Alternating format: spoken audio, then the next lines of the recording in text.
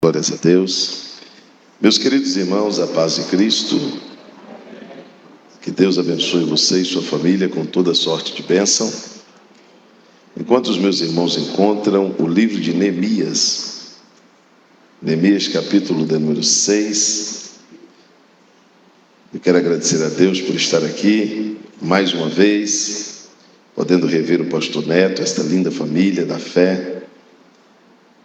Desejar às mães toda sorte de bênção neste dia tão especial. E depois do amor de Deus, nenhum outro amor, depois do amor de Deus, nenhum outro amor se compara ao amor de mãe. Acho que é um amor muito profundo, perdoador, paciente, longânimo, e ai de nós se não fossem as nossas mães. Neemias capítulo de número 6,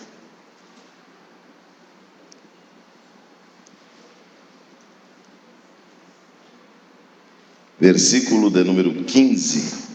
Neemias capítulo de número 6 e o versículo de número 15.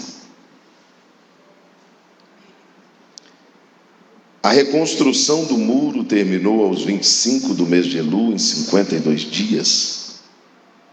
E sucedeu que, quando todos os nossos inimigos ouviram isso, todos os gentios que haviam em nossa volta tiveram medo e decaíram no seu próprio conceito, porque reconheceram que foi Deus quem fez esta obra. Eu vou contar de 1 a 3, você vai dizer: foi Deus que fez esta obra. Vamos lá? 1, 2, 3. Mais forte. Amém. Meus irmãos, uma das histórias mais motivadoras do Antigo Testamento talvez seja a de Neemias. Eu não vou contar para os irmãos toda a história, porque a história é muito longa. Jerusalém foi invadida 3 vezes. Jerusalém era a capital de Judá e foi invadida 3 vezes. Nessas 3 invasões, destruíram tudo. Mas o alvo principal de Nabucodonosor, em Jerusalém, com um camarada chamado Nebuzaradã, que foi o precursor o culpado dessas invasões, porque ele era um homem que vinha com ímpeto em tudo aquilo que ele fazia. Eles tinham 3 alvos principais em Jerusalém. Repita comigo: os muros, as portas e o templo. Então eles foram lá e derrubaram o templo, roubaram o ouro, o bronze, a prata, e eles fenderam os muros, queimaram as portas e levaram toda a nobreza da cidade. E Jerusalém ficou cativo, Judá ficou cativo por 70 anos em Babilônia. Esse cativeiro durou muito tempo, durou 7 décadas. E um dia esse Neemias, que estava numa zona de conforto, porque ele era copeiro do rei, e ele estava na fortaleza de Suzã, é ele quem servia o rei de Babilônia. E ele recebe a visita de um de seus irmãos, chamado Anani, um compatriota lá de Judá, e ele pergunta: como vai Jerusalém? E o Anani disse: olha, Jerusalém está mal, Jerusalém está destruída, os muros ainda estão caídos, fendidos, as portas queimadas, o templo ainda continua derribado, e quem habita na cidade está passando por um momento triste de miséria, de escassez. E aquilo entristeceu o coração de Neemias. E a Bíblia diz que a partir daquele dia, Neemias passou a orar e a jejuar por aquela causa. E Neemias esteve, pastor Neto, alguns dias jejuando e orando perante o Senhor por Jerusalém. A situação de Jerusalém mexeu com Neemias. A situação de Jerusalém fez com que Neemias ficasse constrangido. Eu vou colocar uma vírgula para explicar uma coisa aos irmãos. O mundo pode até mudar, a cidade pode mudar, uma família vai mudar, mas para mudar, Deus vai ter que contar com um coração que sente por aquilo. Deus não muda uma cidade sem levantar alguém que ame aquela cidade, que chore por aquela cidade, que jejue por aquela cidade. Não tem como Deus mudar uma família que não tem quem chore por ela, que implore a Deus por ela, que jejue por ela. Imagina se você chegar e dizer assim: olha, Brasília não está bem. Aí eu chego um por um e dizendo assim: Brasília não está bem. Você diz: estou nem aí, por mim que piore, eu não tenho nada a ver com Brasília. De repente você encontra um irmão e diz: pastor, eu vou buscar Deus por Brasília, eu vou chorar por essa cidade, eu vou entrar diante de Deus e vou pedir Deus. Foi isso que Neemias fez. Neemias disse: Jerusalém é a cidade de Deus, é o Ariel de Deus, é a lareira de Deus. Uma cidade tão maravilhosa não pode ficar caída daquele jeito. E ele, como copeiro do rei, foi servir ao rei. Mas ele foi triste por causa de Jerusalém. Quando chega diante do rei, o rei diz: você nunca esteve triste perante mim? Por que hoje você está triste? Ele diz: como eu não estaria triste se a cidade dos meus pais está destruída? A cidade que eu amo tem suas portas queimadas, seus muros fendidos, o templo está derribado. Aí o rei olha para Neemias e pergunta para ele: o que eu posso fazer para te ajudar? O Neemias estava na presença do rei. O Neemias disse: eu quero cartas. Você pode repetir isso? Vamos lá para ficar melhor? Primeira coisa que eu vou explicar para os irmãos: Neemias era cativo. Como cativo, o limite de Neemias era o cativeiro. Mesmo que Neemias amasse Jerusalém, mesmo que Neemias chorasse por Jerusalém, mesmo que Neemias desejasse voltar a Jerusalém, Neemias não podia, porque ele era cativo. Eu vou te dar um exemplo: pastor, eu quero ir para a América. Parabéns, você tem visto? Você quer passar nadando pelo mar, chegar no México, morrer, passar pela fronteira, passar pela mata, pelo deserto? Porque para entrar lá precisa de um documento, sim ou não? Precisa de um passaporte, sim ou não? Precisa de um visto, precisa ou não? Então só querer ir para a América resolve? Não, eu preciso de uma permissão para ir à América. Então um cativo, para sair de Jerusalém, ele precisava de quê? Pronto, ele precisava de carta, ele precisava de uma permissão. Eu desejo ir a Jerusalém, eu quero ir a Jerusalém, mas eu não tenho permissão para ir a Jerusalém. Eu não tenho condição de ir a Jerusalém. Lá na fronteira eu vou ser barrado. Onde ficava a fronteira? Além do rio. Todo mundo que ia passando, os governadores paravam: documento. Não, não tenho documento. Então volta. Para passar aqui tem que estar documentado. O Neemias, ele tinha um bom desejo, ele tinha uma boa vontade, ele tinha um bom plano, mas ele era limitado. O que ele era? Vou chegar lá. Ele era...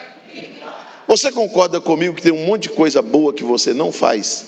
Não é porque você não quer, é porque você é limitado. Você quer fazer, mas não consegue. Você quer fazer, mas não pode. Você quer fazer, mas não tem condição. Se dependesse de você, já estava feito. Se dependesse de você, já estava resolvido. Mas você deseja fazer, você quer fazer, você está orando para fazer, mas você é... Pastor Neto, Neemias diz assim: eu quero cartas. O rei diz: que cartas? Ele diz: primeira carta, eu quero uma carta para passar na fronteira, porque se eu for sem carta eu vou ser barrado. Eu quero voltar para Jerusalém, mas eu quero voltar documentado, legitimado. Eu não quero pular o muro, eu não quero sair fugitivo daqui, eu quero passar, eu quero chegar de forma legítima, de forma correta. Deixa eu te dizer uma palavra essa noite, mas eu quero que você levante as mãos para receber. Levanta assim bem alto as suas mãos. Você que está querendo fazer algo e não consegue. Você que tem um projeto e não consegue executar. Você que tem um plano, mas não consegue chegar até lá. O rei vai te dar uma carta para você passar na fronteira. Deus vai tirar esse muro, esse impedimento que está no teu caminho. E tem mais uma: você vai chegar onde deseja sem pular o muro, sem quebrar a porta. Você vai chegar onde precisa de forma legítima.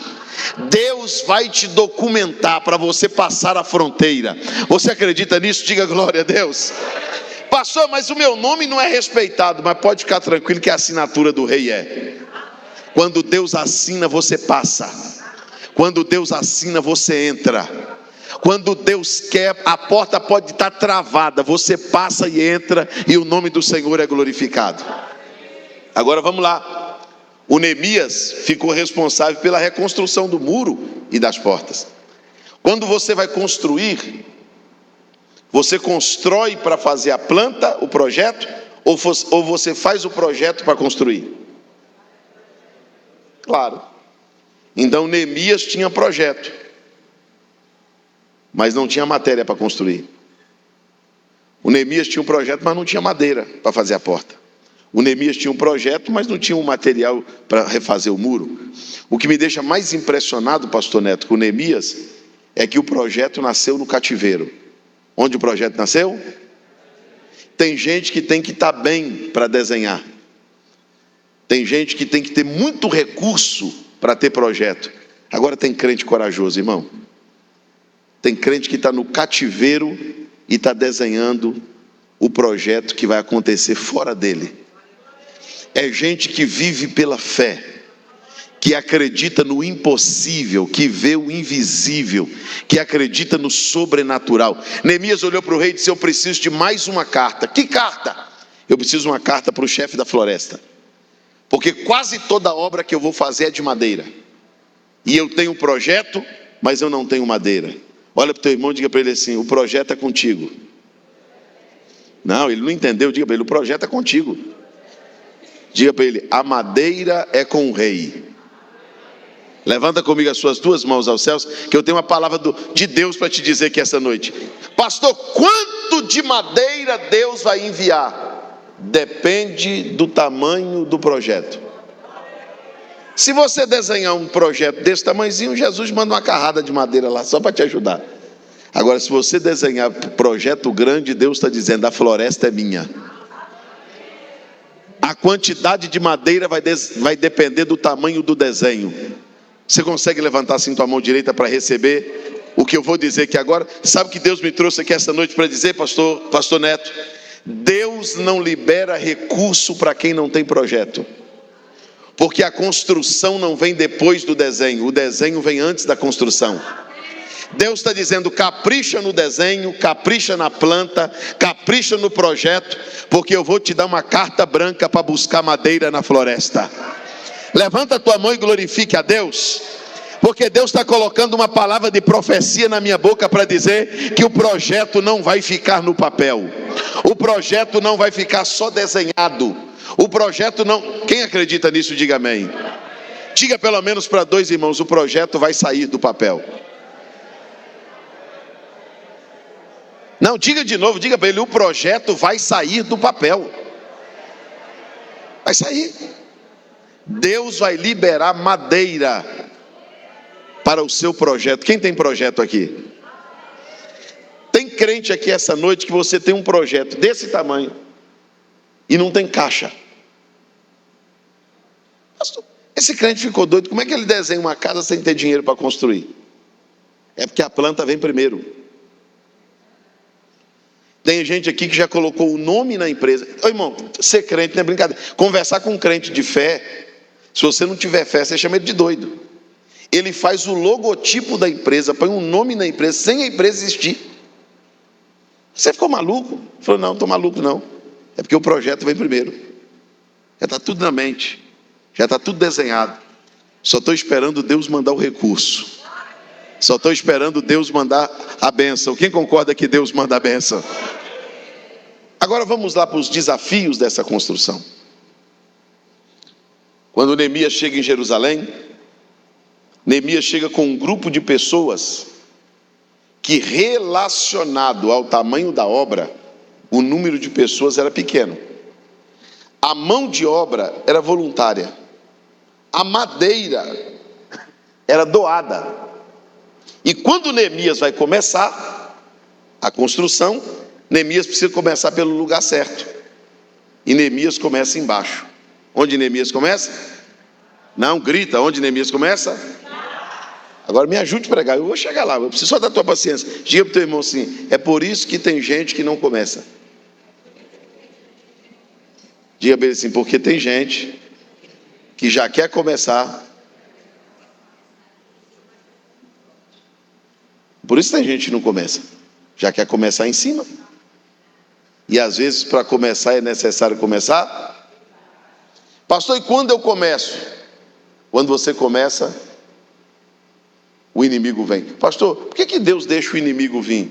Deus deixa. Deus só não deixa a obra parar, mas Deus permite o inimigo vir. A Bíblia diz que o inimigo vem, pastor Neto, olha para o povo trabalhando lá dentro da vala. Um muro, irmãos, em volta de uma casa já é complicado para fazer. Imagina um muro em volta de uma cidade. A Bíblia diz que o inimigo olha para baixo, está na Bíblia, e diz assim: o inimigo ironiza, dá risada, zomba. A Bíblia diz que eles zombam e diz: o que fazem estes fracos? O que fazem estes? Em outras palavras, o inimigo está dizendo: olha, vocês vão passar uma vergonha, porque vocês estão começando uma obra que vocês não têm capacidade de terminar. É pouca gente, é pouca mão de obra, a madeira não vai dar. Vocês vão começar esse negócio, isso vai ficar no meio do caminho, isso vai ficar inacabado. Essa obra de vocês vai ficar tão fraca, que se uma raposa passar correndo, vai jogar esse muro no chão. Vocês estão fazendo uma obra que vocês não têm condição, vocês estão sonhando muito alto, vocês ficaram malucos. Até uma raposa que passar aqui correndo, joga o muro no chão. E a Bíblia diz que eles zombavam. Vou chegar lá, diga para o teu irmão assim: quer começar? Diga para ele: prepara para ouvir piada. Toda vez que você começa um projeto grande, alguém vai passar e vai fazer assim. Numa época dessa, numa crise dessa, olha o que esse crente está inventando, fazer uma obra, isso não vai dar certo não, você ficou maluco, isso não vai terminar, isso vai ficar inacabado, até uma raposa que passar aqui correndo, vai jogar esse muro no chão. E a Bíblia diz que eles zombavam. Vou dizer para os irmãos, você sabe por que tem pessoas que começam e não terminam? Quem quer saber diz amém. Porque é viciado em elogio, porque é viciado em torcida organizada, e às vezes quando você começa, você não recebe elogio, você recebe a crítica. Às vezes quando você começa, em vez de você ouvir todo mundo dizer, vai dar certo, vamos, não, você escuta a gente dizendo, eita meu Deus, isso não vai dar certo não, o dinheiro não vai dar, é muita coisa, vai dar errado. E como tem gente que só gosta de ouvir autoajuda, triunfalismo. Os irmãos já perceberam que a nossa geração parece que tem diabetes, irmão. A nossa geração só gosta de doce. E quando não tem diabetes, tem pressão alta. Se você pôr sal na mensagem, a pressão deles sobe. Eles passam mal. Gente que não consegue ouvir qualquer coisa, não consegue ouvir pressão. Já percebeu? A gente só quer ouvir que vai dar certo. E se eu te disser que Deus te coloca num setor de trabalho, Deus te coloca no ministério, Deus te coloca numa empresa, e de repente quando você chega lá, o inimigo levanta alguém para zombar de você, para ironizar você, para dizer que você não é capaz, e alguém te persegue injustamente, e alguém te persegue sem causa, e alguém te critica, mas é por causa disso que você vai parar? Você vai abandonar o projeto porque o inimigo está zombando? Deixa eu te dizer uma coisa, o diabo só sabe fazer piada, quem faz piada é o diabo mesmo. Toda vez que a gente começa, o diabo vai fazer uma crítica, mas Deus não sabe fazer piada, Deus só sabe fazer promessa. E você só tem duas opções: ou você acredita na piada do seu inimigo, ou você acredita na promessa do seu Deus. Quem está debaixo de promessa aqui? Não, levanta a mão, deixa eu liberar uma palavra sobre a tua vida. Não empreste o teu ouvido aos piadistas, não empreste o teu ouvido aos críticos, dê o teu ouvido ao Espírito Santo. Porque o Espírito Santo está dizendo, está começando embaixo, mas vai terminar em cima. O Espírito Santo está dizendo, a provisão vai chegar, vai dar certo, eu vou prover, eu vou ajudar. Você crê nessa palavra? Diga glórias a Deus. Talvez você não está recebendo elogio nenhum, ninguém está torcendo, mas você e Deus é maioria. Deus está do teu lado e Deus está dizendo que vai dar certo. Tem pessoa que não suporta pressão. Se começar a sorrir dele, e o traumatizado é pior, irmão. Você pode estar rindo de outra coisa. Você não precisa estar rindo dele, não. Você está lá dando risada de outra coisa, ele passa e diz, é de mim. Tudo que é pejorativo, contrário, ele pensa que é com ele. Me ajuda a pregar, por favor. Essa você pode pôr na minha conta. Olha o teu irmão e diga para ele, deixa de ser manhoso, irmão. Ai, deixa de ser manhoso. Não aguento uma reclamação. Fulano olhou para mim torto. O fulano não me elogiou. Parece que ninguém torce por mim. Quem tem que acreditar é você. Deus entregou o projeto para você. Deus confiou um sonho a você. E para com esse negócio de querer apoio de todo mundo, tapinha nas costas de todo mundo. Se ninguém te elogiar, se ninguém te apoiar, luta e mostra que quem deu o projeto foi Deus.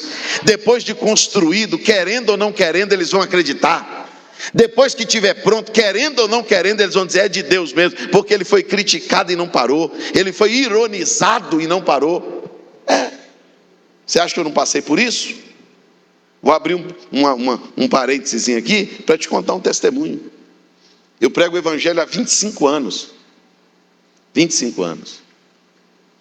Eu represento a Convenção das Assembleias de Deus há mais de uma década. Conheço alguns países do mundo pregando o evangelho. Eu tenho uma agenda mensal com algumas igrejas desse país. Eu tenho uma agenda mensal na igreja do pastor Silas, no Rio de Janeiro. Eu tenho uma agenda mensal com alguns pastores de outros estados que são referências no país. Agora você está olhando para um camarada que aceitou Jesus aos 18 anos de idade, bêbado e drogado. Comprei meu primeiro terno no brechó da igreja por R$ 4,98. Um terno verde alface xadrez. Aí eu ganhei uma camisa colorida, até hoje eu gosto, ó. Coloquei uma gravata de crochê. E como eu não tinha sapato, eu coloquei uma bota zebu. Fiquei chique, não fiquei? Aí meu pastor disse assim, todo crente anda com a Bíblia. Meu pai foi na estante, pegou uma bibliona católica desse tamanho. Me deu de presente. Com um mês de crente, eu estou no pé do meu pastor, me batiza, pastor. Pastor, mas você está liberto, irmão? Eu falei, não, pastor, eu não fumo mais maconha. Eu não bebo mais, eu estou liberto. Eu não vou mais para o samba, eu estou liberto, eu quero batizar, eu quero ser crente. O pastor teve que me levar num córrego para me batizar. Todo culto eu estava lá sentado nos primeiros bancos. Quando foi um dia, sabe aquele culto, irmão, que não tem ninguém para pregar, ninguém para cantar? O pastor ficou ali, daqui a pouco, para passar o tempo, o pastor disse, o irmãozinho novo convertido, vem cá, meu filho, lê um versículo aqui para a igreja. E aí eu via os pastores falar bonito, né? Assembleia de Deus, pastores, eles usam aquelas palavras. Eu nem sabia falar, mas eu só repeti. Peguei o microfone e disse, eu cumprimento a Imaculada, a noiva do Cordeiro, a Santa de Deus, com a paz do Senhor Jesus. Os irmãos, amém. Aí eu disse, abra comigo a vossa Bíblia no livro de Judite. Os irmãos, qual o livro? Eu falei, Judite. Mas não tem esse livro na Bíblia. Eu falei, na minha tem. Aqui. Minha primeira mensagem, pastor Neto. E eu ia pregar.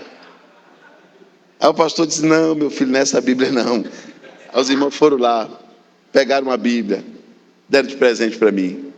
Eu era o espantalho da igreja. As jovens da igreja faziam piada comigo.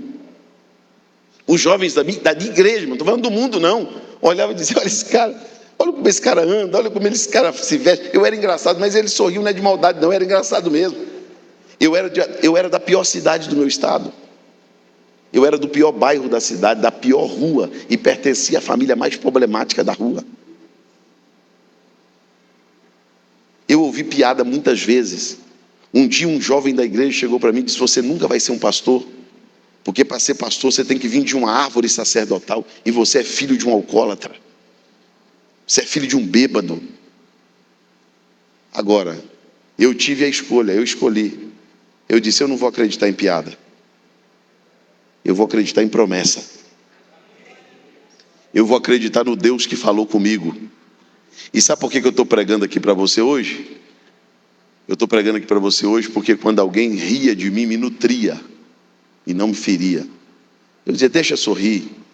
Minha avó me ensinou que quem ri por último, ri melhor. Quando os irmãos zombavam de mim, dizia, aí irmão, que roupa engraçada. Eu dizia, prepara para me assistir na televisão, viu?